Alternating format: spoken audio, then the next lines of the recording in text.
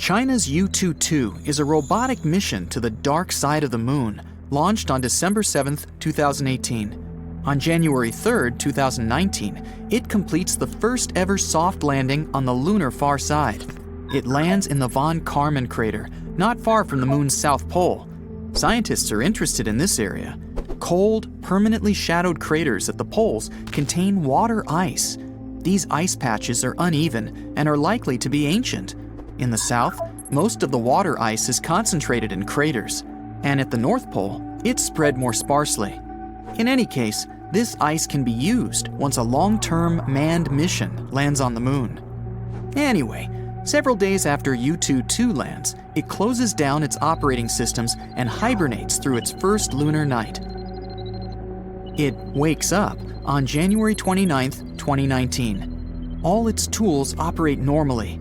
The rover travels 390 feet during its first full lunar day.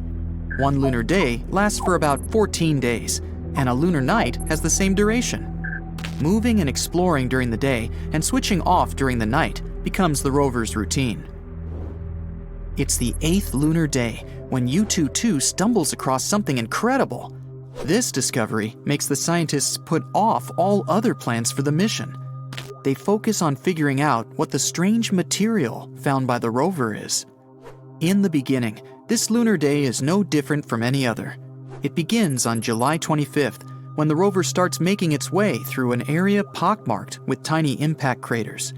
Yutu-2 is helped and monitored by the driver team from the Beijing Aerospace Control Center. On July 28th, the team is preparing to shut the rover down for a midday nap. The sun is high in the sky.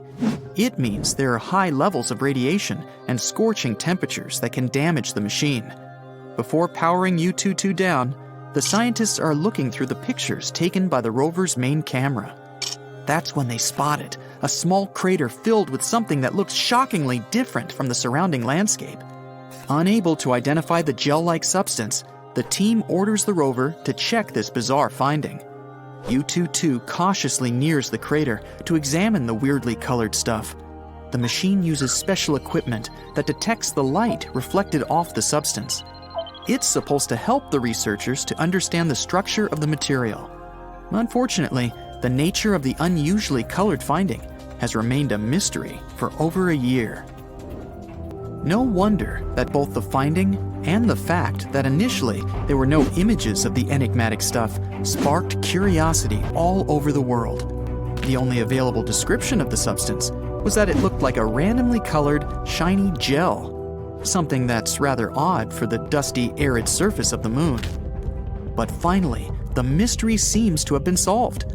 The researchers have analyzed the information received from the rover's equipment. As expected, the substance turned out to be made up of rock, greenish and glistening breccia, in a sample no larger than 20 by 6 inches.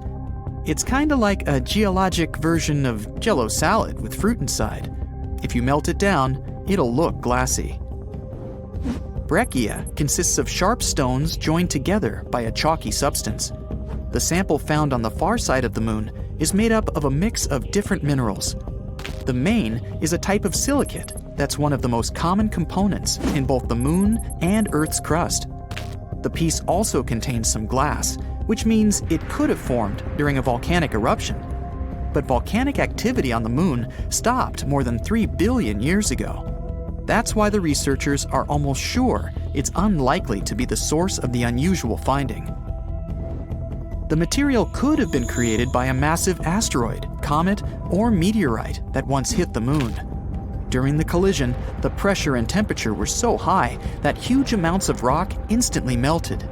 Some pieces cooled down rapidly enough to form glass.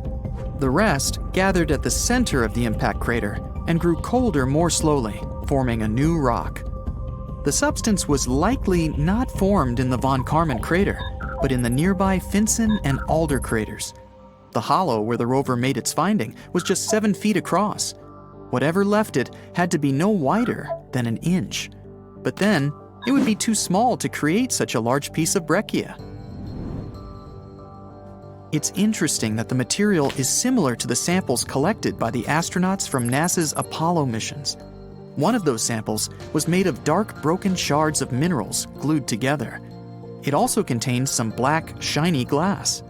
It's not clear, though, whether it's the same as the stuff discovered by U-2-2.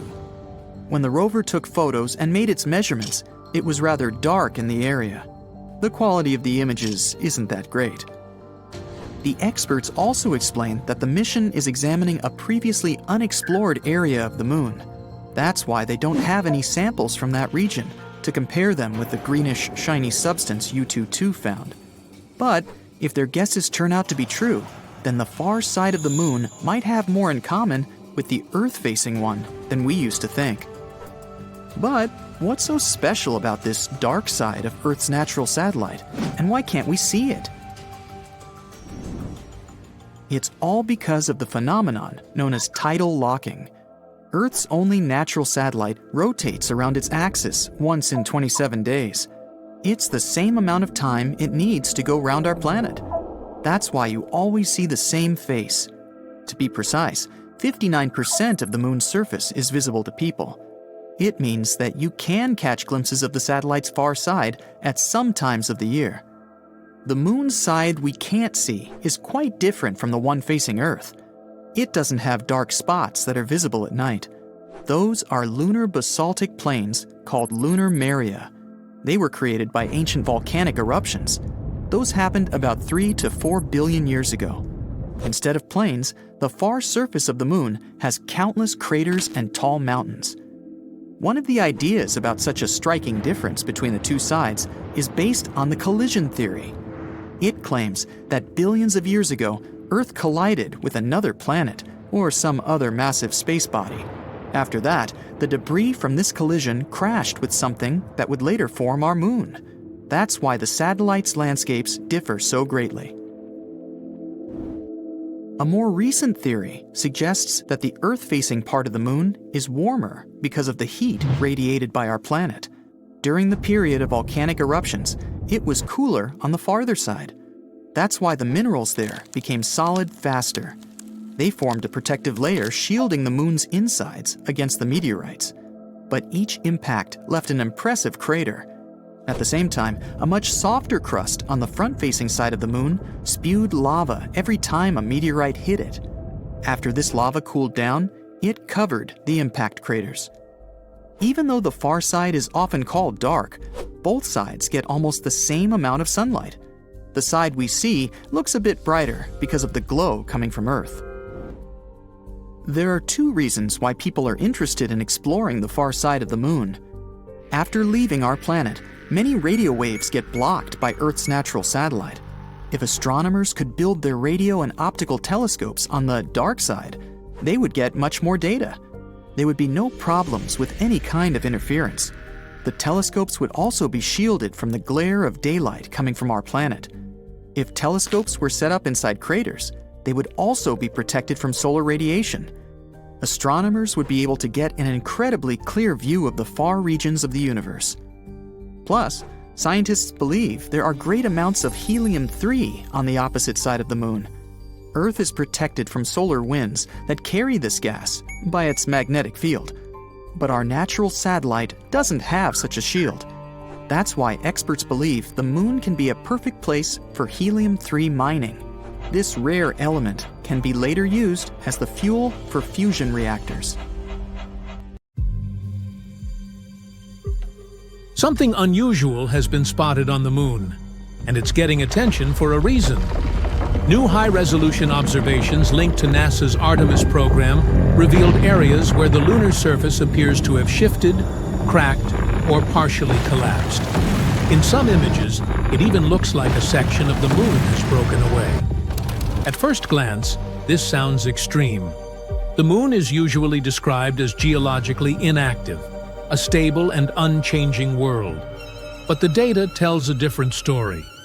Certain regions now show surface features that were not clearly visible in older imagery, suggesting relatively recent changes. The key to understanding this lies in how the moon actually evolves. Even without plate tectonics like Earth, the moon is still slowly changing. One of the main reasons is temperature. The lunar surface experiences extreme swings, from about 120 degree Celsius during the day to 130 degree Celsius at night. These rapid changes cause the surface material to expand and contract over and over again, gradually weakening rock structures. Over time, this leads to cracking. Another major factor is the moon's internal cooling. As the moon slowly loses heat, its interior contracts. This process creates stress in the crust, forming features known as lobate scarps, which are essentially small cliffs or fault lines. Data from NASA's Lunar Reconnaissance Orbiter has identified thousands of these structures, some stretching for several kilometers. What makes them important is their age. Many of these scarps appear relatively young, which suggests the moon is still tectonically active on a small scale. There is also direct evidence of seismic activity. Instruments left on the surface during the Apollo missions recorded moonquakes with magnitudes up to about 5.0.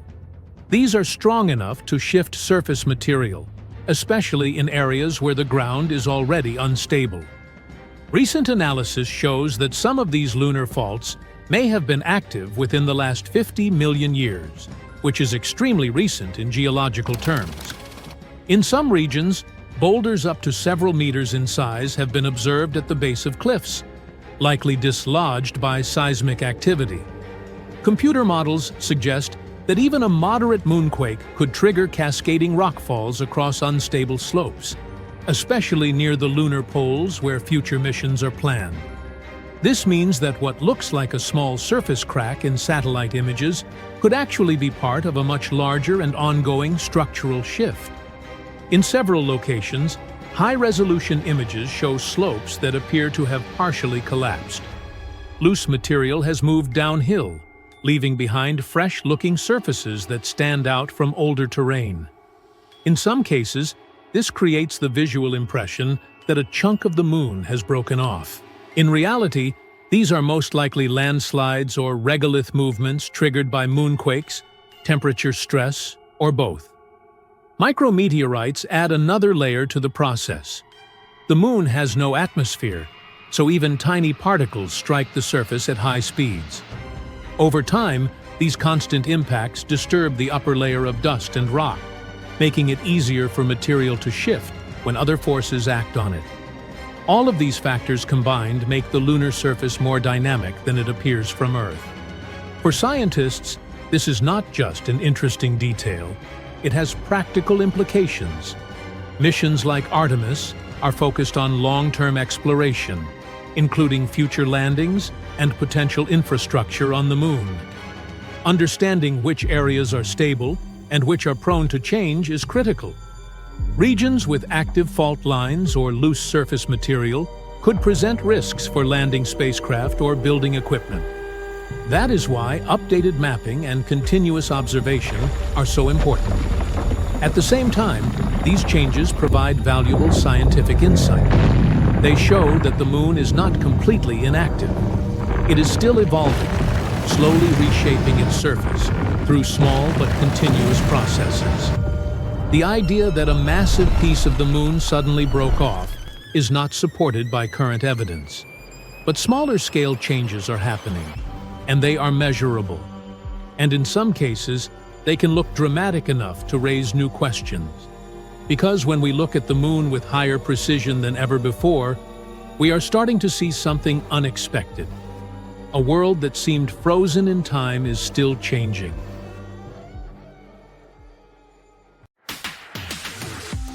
Soon we might start constructing loads of stuff on the moon. All because India's moon mission has recently detected sulfur near the moon's south pole. This chemical element can come in extremely handy for creating infrastructure on our satellite. It's the first time this chemical element has been discovered on Earth's natural satellite. This sought-after element is mostly found near Earth's volcanoes.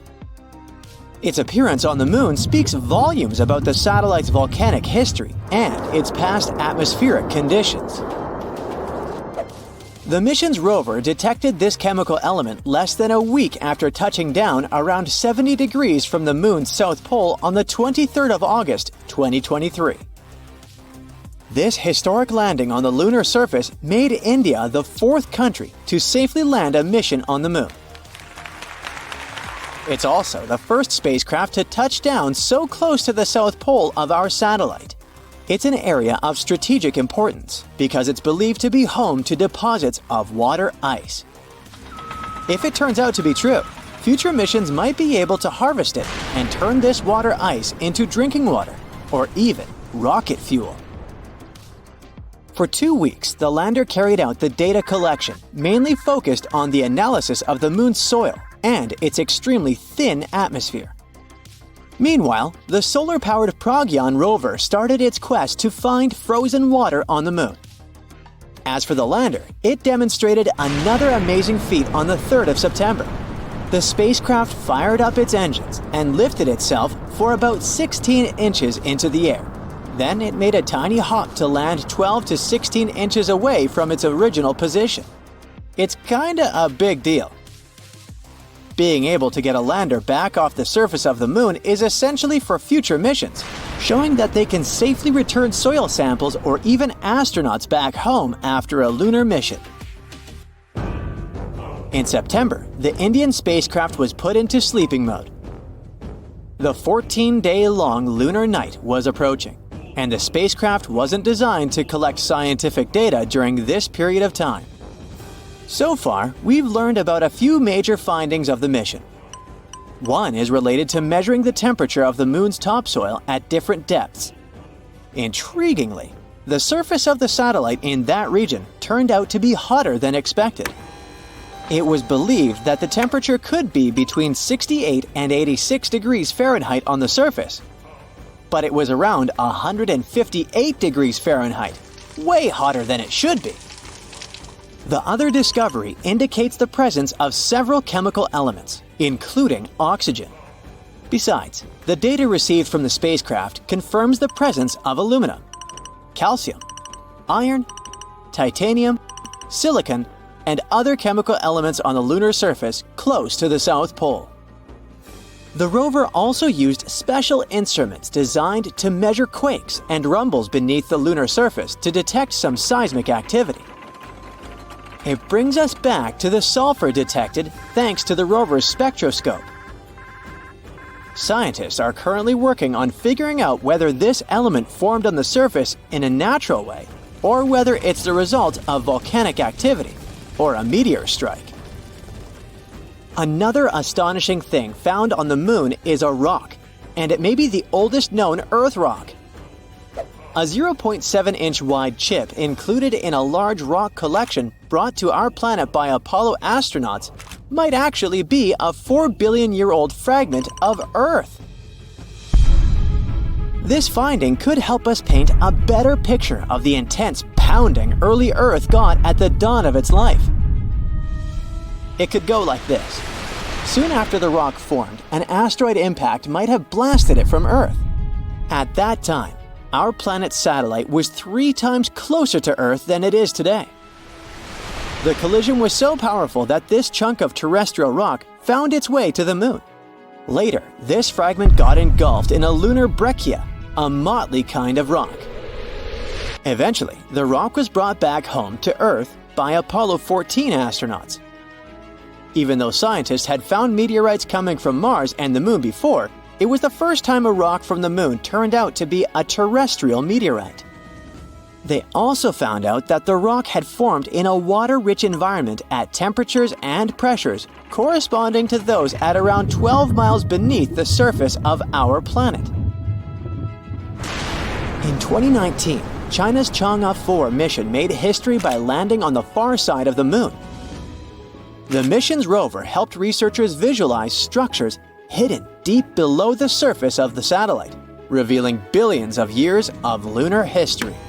The Yutu-2 rover made this discovery with the help of its lunar-penetrating radar.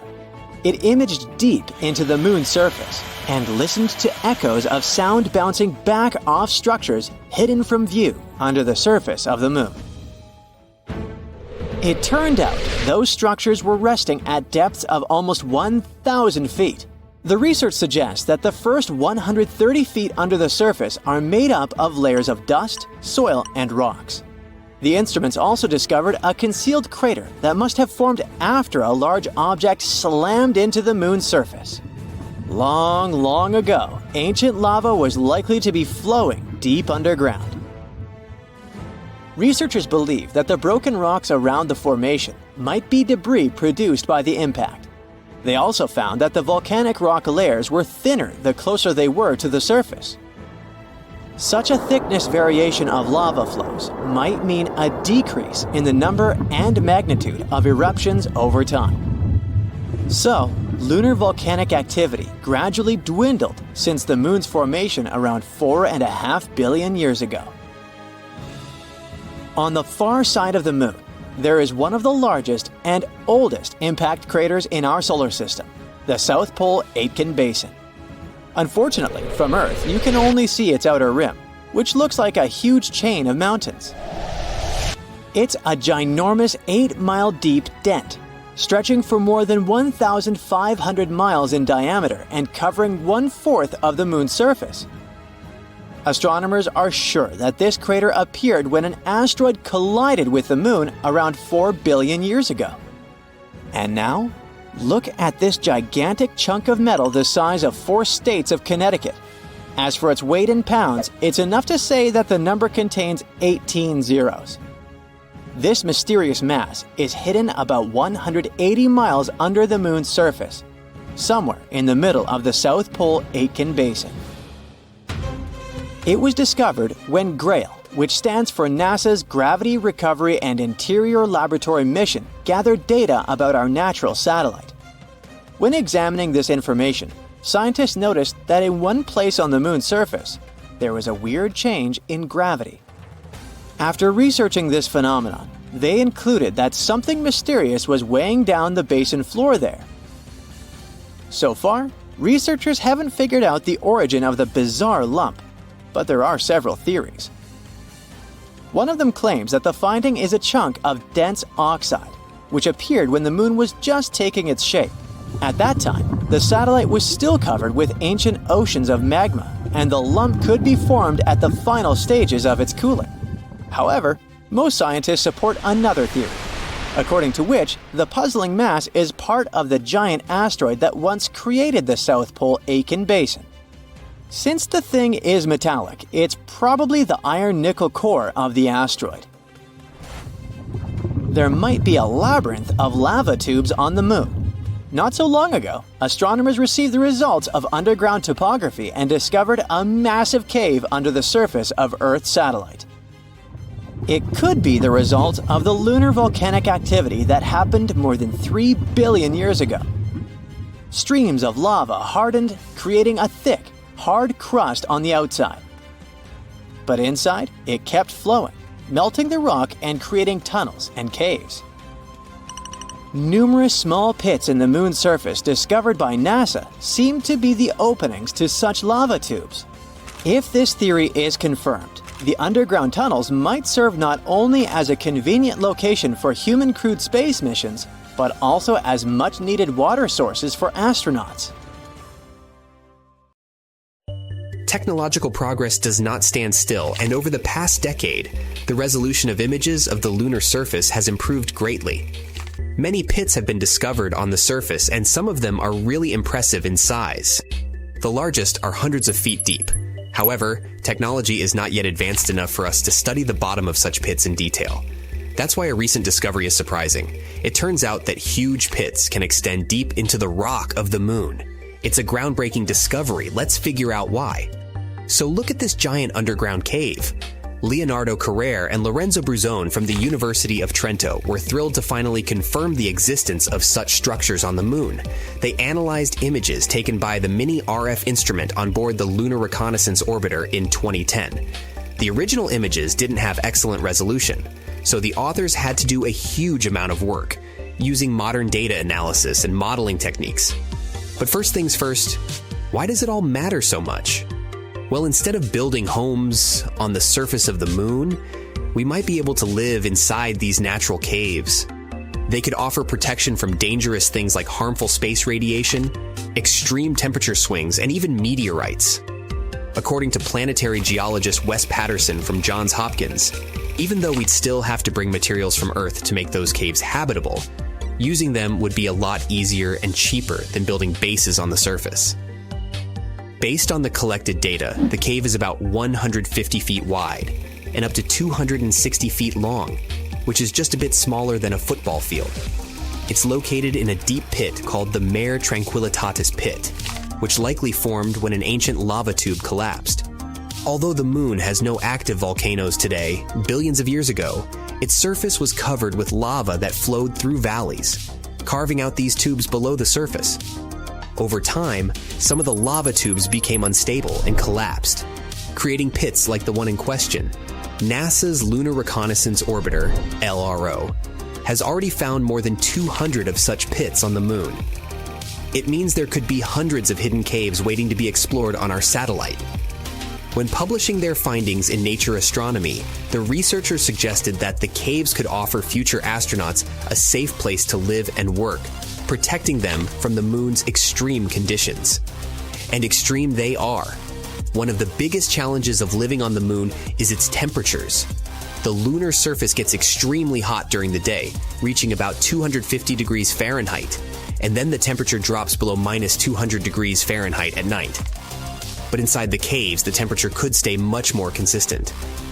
A separate study done in 2022 used computer simulations to predict that some of those caves could maintain a comfortable temperature of about 63 degrees Fahrenheit. Much easier to manage, right? Unfortunately, getting to the caves won't be easy. The Mare Tranquillitatis Cave is over 400 feet below the surface, at the bottom of a steep slope covered in loose debris. It would take some clever engineering to get up and down that slope. The options could be using jetpacks, a lunar elevator, or some other kind of technology. We must find a way to transport astronauts safely. There's also a lot more to discover. Radar technology could help scientists find even more caves and lava tubes on the moon. In the future, a spacecraft with higher resolution radar could even map the insides of the pits that LRO has already found. According to the researchers, this kind of complete survey could help them figure out the best locations for future lunar bases and other explorations. And there's another potential bonus. Those caves could contain water. Scientists have already found frozen water on the moon, under the surface, and in permanently shadowed craters. Tiny amounts are also scattered across the lunar dirt. Water is a critical resource for any moon base, and finding it in the caves could make the idea of living there even more realistic. All in all, this discovery could be a game changer for lunar exploration. Living in natural caves on the moon might be a more practical and safer option than building something on the surface. It could also bring us one step closer to making the moon a place where humans can live and work for the long term. August 23, 2023. A day when India's Chandrayaan-3 spacecraft made history by becoming the first to touch down on the lunar South Pole, a place we can't normally see from Earth. What makes this lunar hideaway so fascinating to scientists? Well, it turns out it's hiding something precious: lunar ice. This place is believed to be more abundant with this ice than what we found up north. And it's not hard to see why scientists are so buzzed up about it. It's a frozen water source, and it could become our key to building a permanent lunar home, or even fueling missions all the way to Mars. Scientists knew about this ice for over 2 decades, since the NASA spacecraft accidentally stumbled upon it during one of the missions. Then in 2018, NASA triumphantly declared that they're 100% sure about it. They said that the south pole of the moon is abundant with water. Now, picture this. Future lunar settlers could tap into this water supply. It could help us sustain life in the barren lunar landscape. Plus, by cleverly splitting the water into oxygen and hydrogen, we could receive both air and rocket fuel. All this will make moon missions more feasible and self-sustaining. It's also a great glimpse into the past. This ice, maybe as old as the moon itself, could unlock the moon's and Earth's deep mysteries. But it turns out that water isn't rare in space at all. There might be lots of planets out there where life could thrive. We know this because we started finding water vapor around stars, and this water is remarkably similar to the water in our own solar system. This discovery suggests that the water on Earth originally came from space. Water forms around stars in the cloud of extremely hot vapor. Then it turns into ice and sticks to tiny dust particles. These particles stick together over time and become bigger objects, like comets, planets, and other things. Some of these become comets and planets in our own solar system. And this is how water is being spread across the universe, and it may be how it got to our planet and the Moon too. Scientists think that the lunar ice might have journeyed here eons ago. Maybe it hitched a ride on water-rich asteroids that smacked into the Moon's surface. All this has big implications for us. The southern pole is an ideal canvas for humanity to establish a real moon base. Imagine brick domes connected by secret underground tunnels. They'll be bustling with people busily operating computers. Some others will be cruising the lunar landscape in their jeeps or on their way to mine precious resources. We have some pretty cool ideas on how to build this. First, you probably imagine hauling hefty and water-draining shelters all the way from Earth. But maybe there's a more effective way. Think about our history as a civilization. Every time we ventured to a new place, we surveyed the surroundings for available resources and used them to survive and thrive. This is how we spread across our own planet. So why shouldn't we spread across the Moon the same way? Now, you might wonder what resources the Moon might offer. We know about the ice, and it can be turned into water. But we can clearly see that our planet lacks lush greenery and edible food. Well, it might not be obvious, but the Moon does have something to offer: mineral resources and sunlight. Unlike Earth, where the sun rises and sets, the lunar poles offer quite a beautiful sight. The sun gracefully orbits the horizon the entire day, which means it can provide an almost uninterrupted source of power. Imagine living in a world bathed in perpetual sunlight. I'm sure the solar panels will love it. Me? Not so much. Still, we could use not only the sun's light, but also its heat. Honestly, we should just use everything. If we're left with spare metal while producing oxygen, find a purpose for that metal too. We need to treat the environment responsibly, not only on Earth, but on the Moon as well. Which is why scientists are learning how to turn the Moon's most abundant resources, regolith, into sturdy bricks.